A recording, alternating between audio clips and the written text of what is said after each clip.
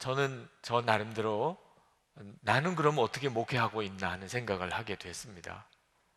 목회를 하고 열심히 교우들을 섬기고 그리고 제자 훈련도 시키고 그랬는데 과연 나는 내 목회를 마무리할 때 교인들 안에 변화가 있다는 것을 기뻐할 수 있을까?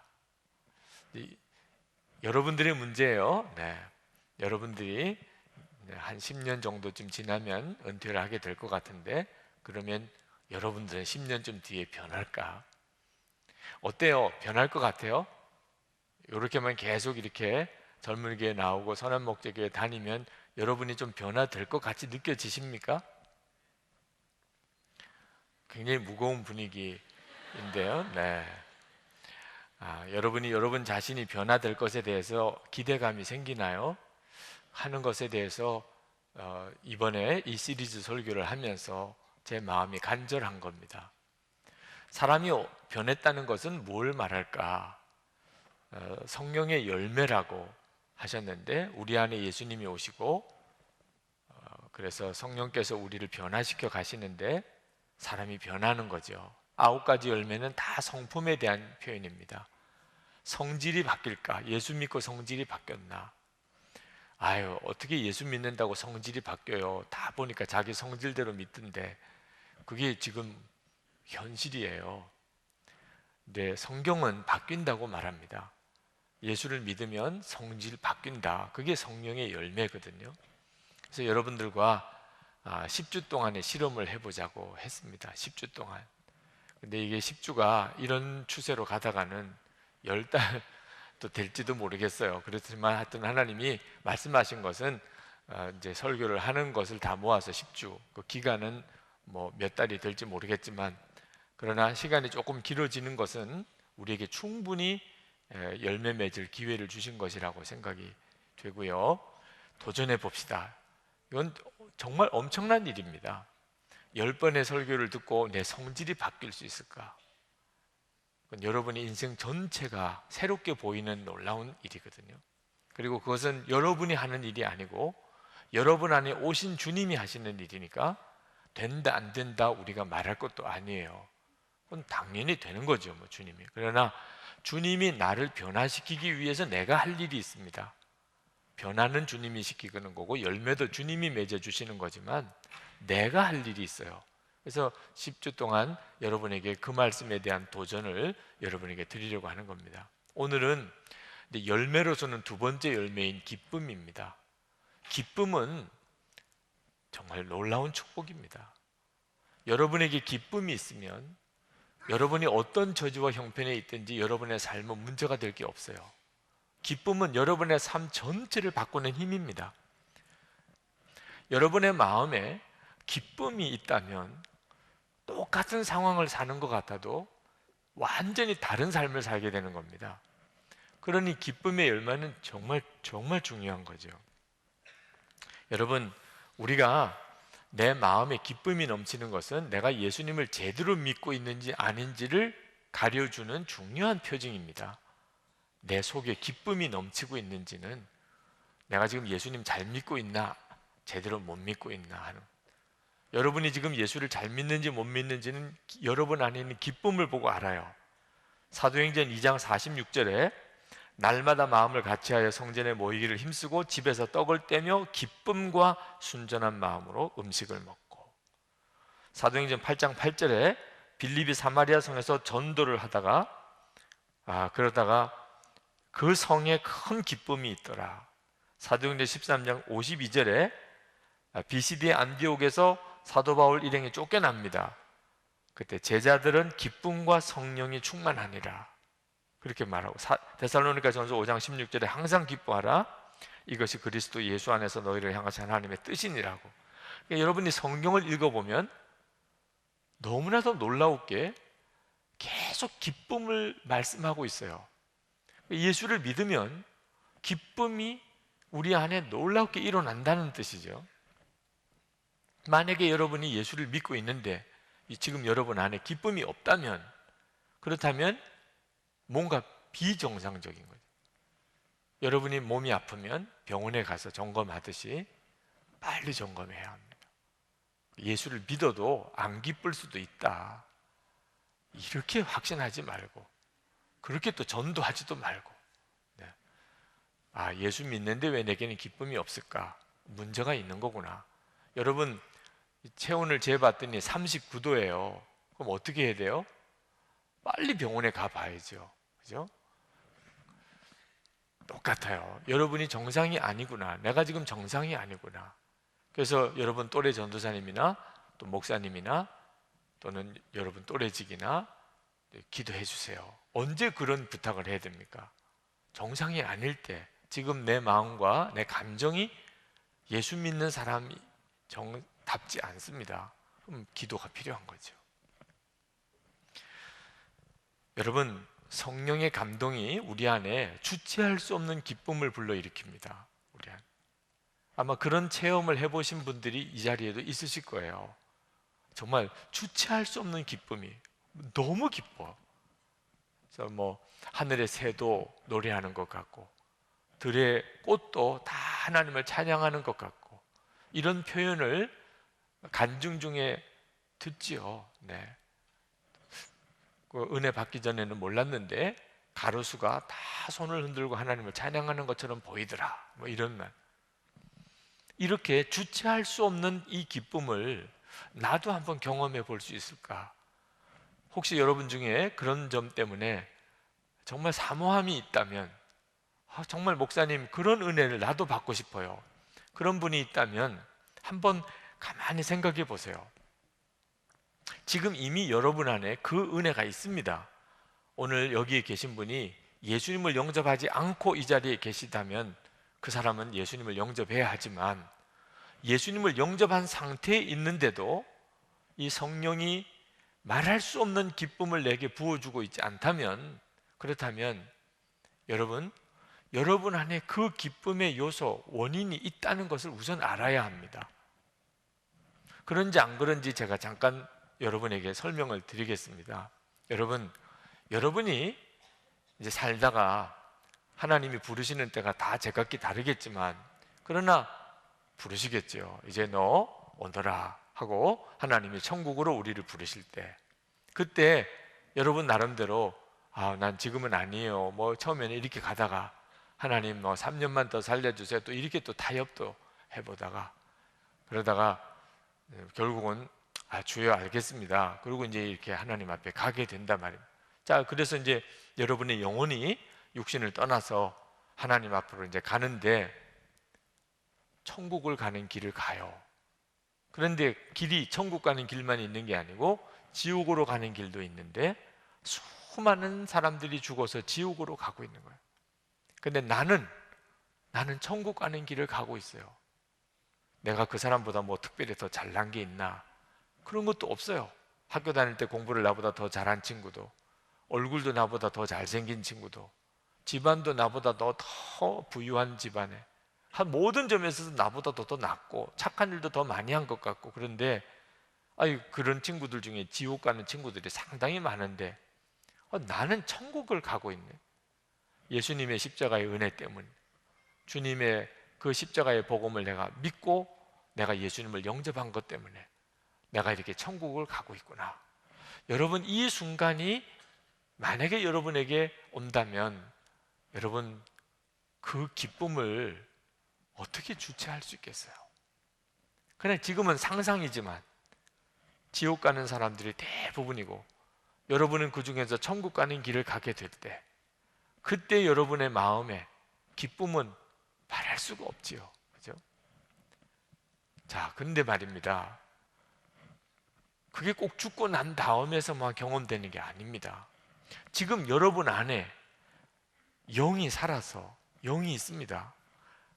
예수님이 여러분의 생명이 되어서 여러분에게 오심으로 여러분의 영이 살아, 여러분은 이제 산 영이 된 거예요. 여러분이 영이 살았는지 아닌지는 오늘 예배를 드리는 걸 보면 압니다.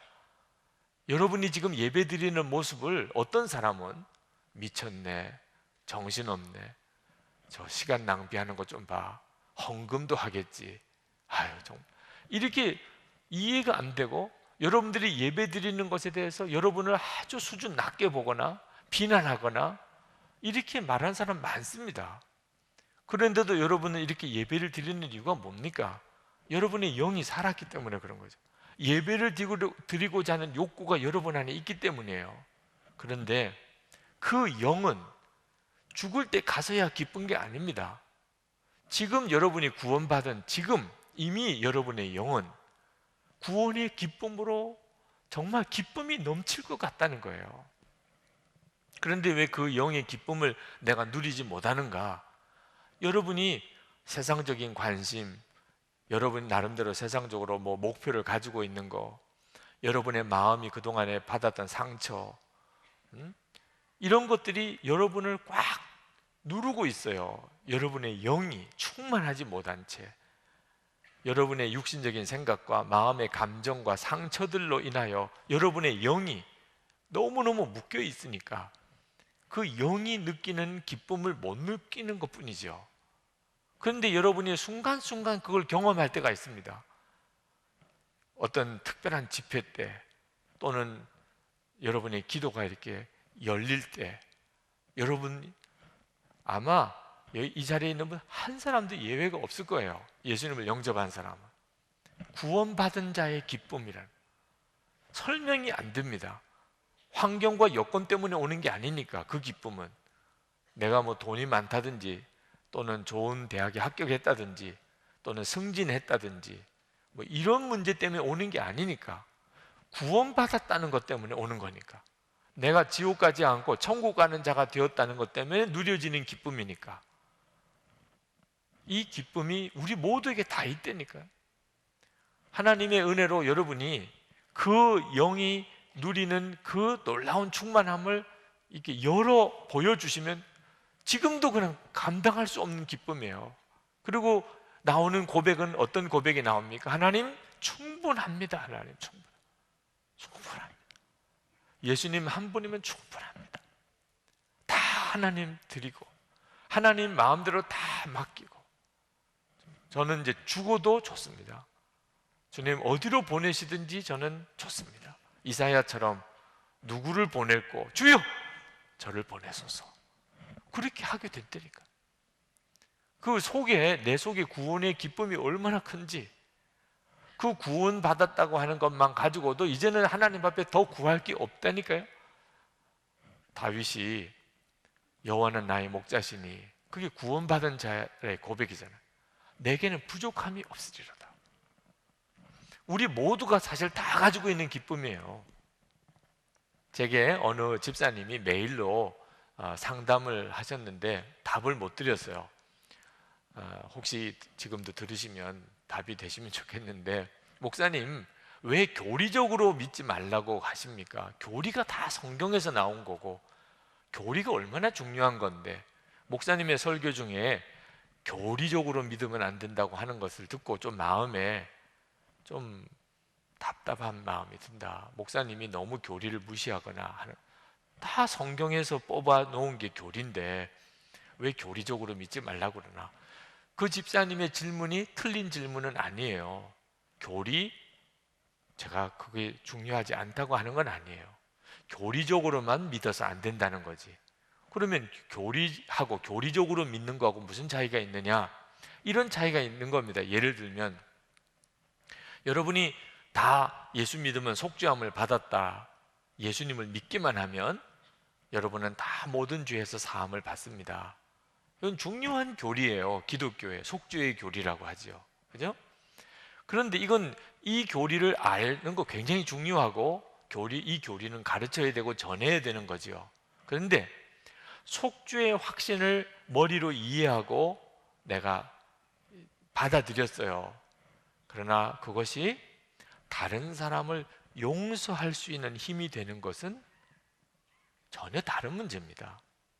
내가 예수 믿고 내 모든 죄가 다 사함 받았다고 나는 믿어, 나는 분명히 그렇게 되었어, 이렇게 하는 거하고, 그래서 내가 나에게 잘못한 사람을 나도 용서하게 되는 거하고는 다른 문제를.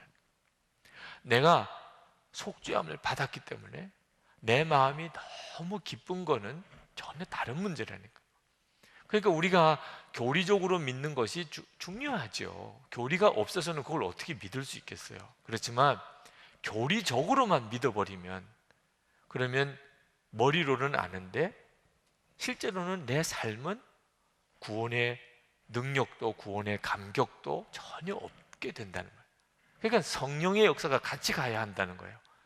교리와 또 성경과 성령의 역사가 같이 가야 신앙생활은 바로 하게 되는 거예요.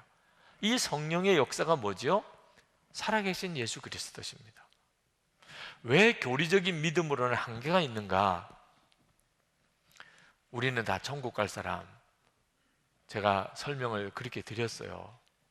머리로는 끄덕거려져요. 그렇겠구나. 천국 갈 때 얼마나 좋겠어. 그래, 맞아. 그때는 뭐 정말 미쳤다는 소리 들을 정도로 춤도 추고 기뻐하고 감격하고 하겠지. 근데 지금 그렇게 내 마음속에 누려지지 않으면 참 그 머리로 이해한다는 게 뭐예요? 왜 이렇게 되었는가? 살아계신 예수님을 내가 인격적으로 아는, 눈이 뜨이지 않은 상태에서 교리만 아는 사람이 이렇게 되어버리는 거예요. 여러분, 이 기쁨의 열매는 교리만 안다고 해서 얻어지는 거 아닙니다. 물론 이 복음 자체를 전혀 모르다가 교회는 다녔는데 십자가 복음이라는 게 뭔지를 몰랐어요. 그런데 수련회를 가든지 부흥회를 하든지 어느 집회 때 참석했다가 십자가의 복음을 너무나도 분명하게 들었고 깨달았어요. 그러면 그 순간에 기쁨이 옵니다. 아, 이게 예수 믿는 거구나. 이게 속죄구나. 아, 이것이 영생이구나. 하나님은 정말 살아계시구나. 이게 마음에 확 깨달아지고 믿어지게 될 때, 그때 은혜 받았다고 말하죠. 그죠? 회개가 터지기도 하고 확신도 생기고 그 순간에는 세상이 완전히 달라지는 것처럼 여겨져요. 근데 문제는 이런 은혜 받았던 이 날이 이제 지나서 한 주일이 지나고 한 달이 지나고 1년이 지나고 나면 이 은혜 받았을 때 그 기쁨이 서서히 식어져 버린다는 거예요. 그러니까 은혜를 받아도 이렇게 은혜를 받아버리면, 그러면 내가 예수를 믿고 구원의 감격을 가졌던 때가 벌써 10년 전이에요. 10년 전. 10년 동안에 그날 은혜 받은 것 가지고서 계속 기쁠 수가 없다는 거예요. 예수님이 비유로 말씀하실 때 1만 달란트 탕감 받은 자가 100데나리온 빚진 자를 용서 못 해주잖아요. 근데 그건 세월이 지나는 것을 고려해 보면 얼마든지 이해가 될 수 있는 내용이에요. 그런데 예수님 그분을 내가 알게 되면 문제는 달라집니다. 내가 그저 한번 복음을 깨달은 거 정도가 아니고, 복음에 대한 지식을 가진 정도가 아니고, 그 예수님 그분이 지금 나와 같이 계세요. 그러면 문제는 전혀 달라집니다. 그러면 이 구원의 감격은 매 순간이에요. 주님과 함께 있는 그 매 순간 새로워져요. 십자가는 항상 새 십자가고, 주님의 보혈의 능력은 언제나 생생한 보혈의 능력이고, 구원의 감격은 언제나 놀랍지요. 그러니까 항상 기쁨이 충만한 삶은 무슨 뜻이냐? 예수님과 항상 생생한 교제가 있다는 뜻입니다. 우리는 지식으로는 절대로 이런 기쁨을 누릴 수가 없어요. 예수님과 살아있는 교제가 되어지는 사람. 그래서 11절에 예수님은 이렇게 말씀하셨어요. 내가 이것을 너에게 이름은 내 기쁨이 너희 안에 있어 너희 기쁨을 충만하게 하려 합니다. 예수님이 내 기쁨이라고 그러셨는데, 그때 예수님 따로 있고 예수님의 기쁨이 따로 있는 것일까요?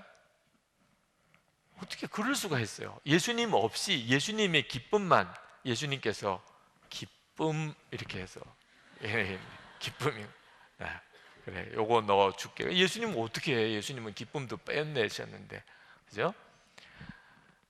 그렇게 하셨을까? 예수님은 아니고, 예수님은 이제 딴 데 계시고 예수님의 기쁨만 내 속에 이렇게 넣어주셨다는 뜻일까요? 아니죠. 예수님 그분이 내 안에 계신 거예요. 그래서 내 기쁨이 너희 안에 있어 그것이 바로 너희 기쁨을 충만하게 하려 하시다. 그러니까 우리가 예수님 안에 거하는 것, 예수님과 온전히 하나 되는 것, 주님과 교제하는 것이 바로 이 기쁨의 열매를 경험하는 삶의 핵심인 것입니다. 그래서 그것을 성령의 열매라고 하는 거예요. 성령께서 해주시는 일이 그 말입니다. 성령님은 우리 안에 오셔서 우리를, 예수님을 알게 해주시는 분이 성령님이세요. 예수님, 그분은 하나님 보좌 우편에 계시지만 성령님이 오셔서 마치 예수님이 나와 같이 계신 것처럼 분명하게 알게 되고 믿어지게 해주십니다. 영이, 예수님의 영이시니까. 그래서 우리가 예수님이 우리 안에 계시다고 그렇게 고백을 하게 되는 거죠. 그래서 요한복음 15장에 계속해서 내 안에 거하라, 내 안에 거하라, 나도 너희 안에 거하리라고 말씀하고 계신 거예요. 성령의 열매를 맺는 핵심 원리는 예수님과 온전히 하나 되는 것입니다. 하나님께 예수님께서 기도를 하셨어요. 요한복음 17장 13절에 지금 내가 아버지께로 가오니 내가 세상에서 이 말을 하옵는 것은 그들로 내 기쁨을 그들 안에 충만하게 가지게 하려 함이니이다. 그러니까 예수님의 마음의 간절한 소원은요, 우리 안에 예수님이 오셔서 우리가 예수님의 기쁨을 갖게 해주시는 거예요. 이 기쁨이라는 표현을 그냥 없애면 예수님이 우리 안에 계신다고 하는 뜻입니다. 마귀가 그것을 뺏어가려고 하죠.